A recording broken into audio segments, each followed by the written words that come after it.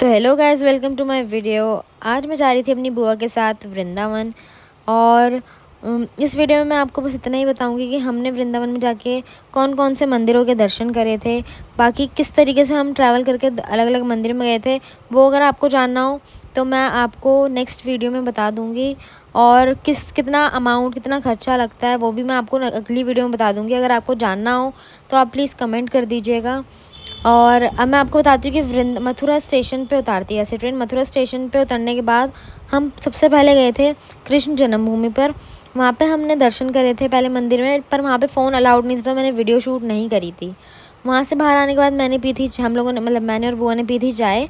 Next day morning में उठकर हम लोग निकल गए थे बांके बिहारी जी के टेंपल में, कि सुबह सुबह गौ माता ने हमें दर्शन दे दिए थे।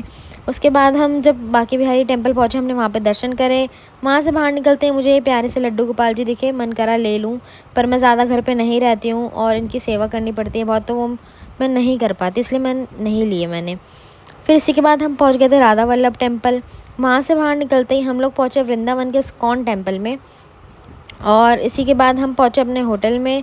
वहाँ से हमने करा चेकआउट, क्योंकि अब हमें जाना था बरसाने लाडली जू के मंदिर में, तो इसलिए हमने यहाँ से चेकआउट कर दिया था। फिर हम वहाँ से पहुँचे बरसाने, वहाँ पे हमने प्रसाद लिया। और ये सीढ़ी का रास्ता जो था हम वहाँ से गए थे, क्योंकि ये बहुत ऊंचाई पे है तो सीढ़ी से हम गए थे। और मंदिर बंद होने में सिर्फ 10 मिनट था, तो हम बहुत भाग भाग के गए थे, तो हम थक गए थे।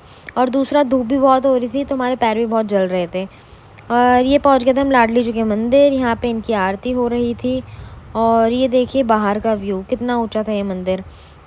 और धूप भी देखिए बहुत ज़्यादा थी तो पैर बहुत जल रहे थे। और यहाँ से निकलने के बाद हम पहुँच गए थे गोवर्धन मंदिर में।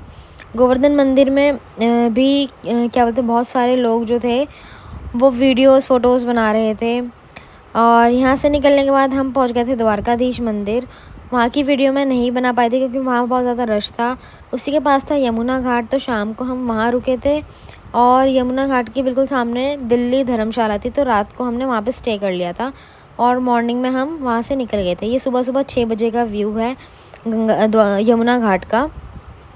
और फिर जब हम वापस आ रहे थे तो ये द्वारकाधीश मंदिर में आरती हो रही थी, तो उस समय मैं भी बाहर खड़ी हो गई थी और बुआ अंदर दर्शन करने चली गई थी, तो बाहर मैं खड़ी हो गई थी। यहाँ पे जितने भी दुकान वाले अंकल थे सब आ गए थे। यहाँ पे भजन, ये सब दुकान वाले अंकल थे, ये सब भजन गा रहे थे बहुत।